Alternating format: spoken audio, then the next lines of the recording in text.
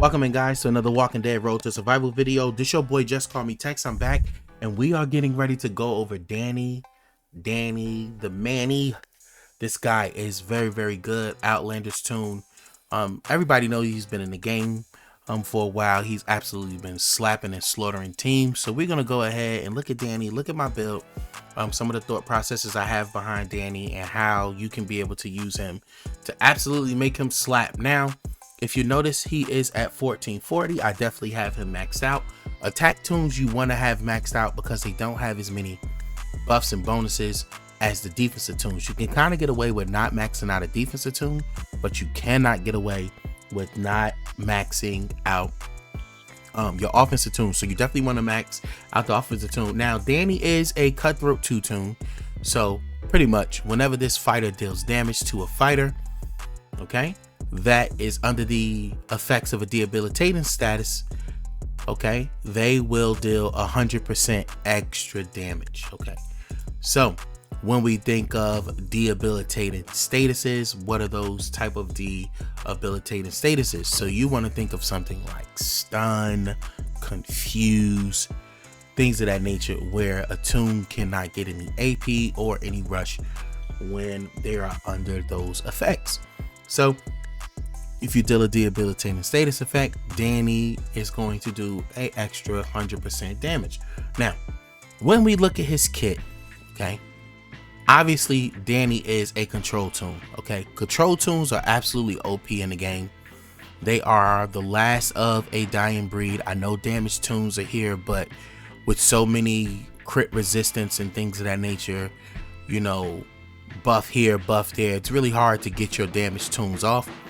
But control has a way to be able to help themselves, and you can see that here with the precision. Because of the precision here, you can be able to lower enemies' resistance against fighters by 40%. So if somebody has 100% confused or 90% confused or 45% confused, if it's 45% confused, that confused now goes to 5%. If it's 60%, it goes to 20%. So this gives Danny a little bit more up against those fighters who have those, because he's of the control role, and this is what you definitely want that fighter to be. Now we have clueless start at the start of each turn, 100% chance with equal odds to confuse either 1 or 2 enemies for 2 turns. Okay, now with this here, this confuse is the debilitating status. It's going to play into the cutthroat.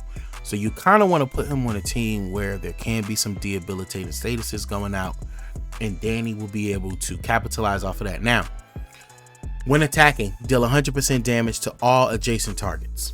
Okay, that means that when he's attacking, he's going to deal this damage to adjacent targets. So with Danny, you want him to attack the middle toon. All right, this is how you're able to annihilate teams. You definitely want him to attack and get off and attack that middle toon. This fighter gets 100% increased trait damage multiplier against alert, tough, and fast targets. So not only is he going to destroy stuff, he also has a trait advantage multiplier. This is absolutely nuts, okay?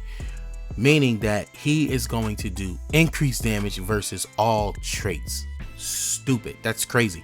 Now, on top of that, the power lies in his signature move, because in his signature move, he removes camouflage from enemies adjacent to target. So if you have somebody like Hina that's putting out camouflage everywhere, right?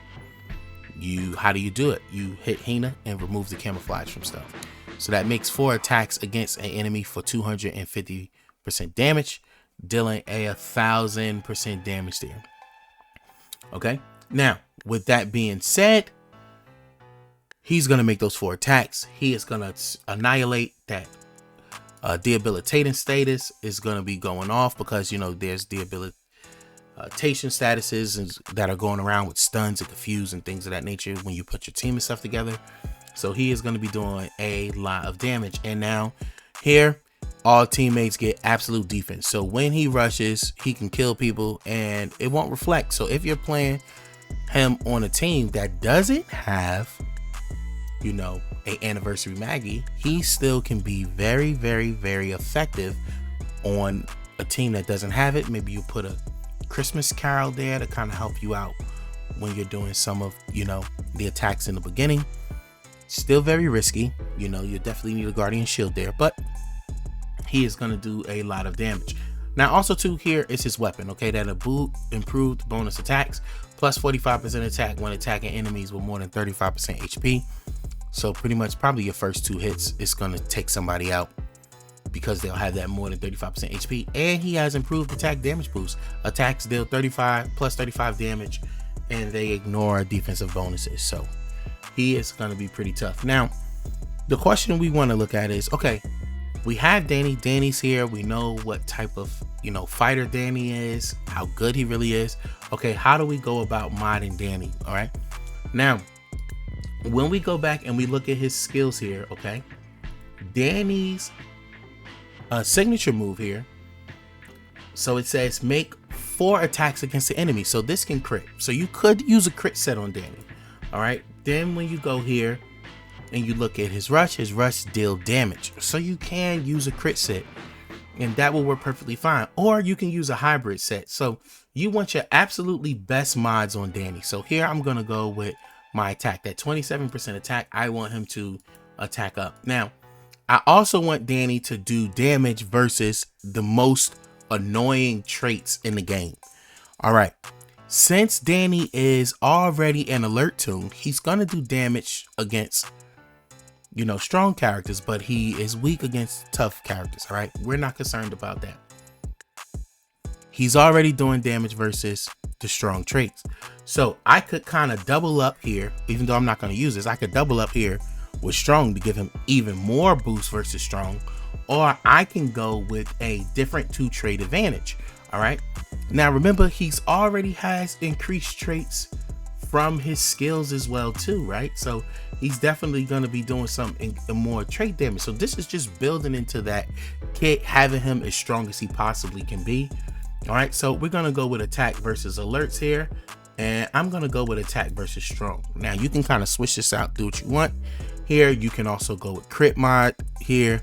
Okay, and here what I'm going to go with is I am going to go with a crit damage mod here. All right, so when he does crit, he is going to do 75% more damage. Now, there's a couple ways we can go here. You definitely want to, you know, you can go with confuse, you know, so if you have a confuse mod here, you can go confuse, you can go stun. Those are 2 of the lesser ones and everything. You can go confuse mod here, so that, you know, if Danny's confused, he is not, you know, attacking his teammates. But for me, because his signature move is so important with Danny, I go with a daze resist mod here. So that's what I would go with Danny. I would put the daze resist mod on Danny, and therefore now Danny can get his active off. Now, I mean, he could still be dazed. He could still go up against a slasher alpha and cannot go for 2 turns. This is not 1000% foolproof. Okay, it just does not work that way. But this is the optimal setup that I would kind of use Danny and a team in, and you know, go ahead and get him as active as I possibly can. So this is my setup for Danny. Now let's just go ahead and throw Danny into a match really quickly. Okay, we'll find us a nice little match. Okay, we'll throw Danny into the mix. Right, so I do have a team for Danny. We saw my Tiffany team there, and we do have another team for Danny that we can be able to use here that I kind of like put together-ish here. So nice little team here for Danny and everything. Now, as you can see, he is confused. We have an Outlast toon here.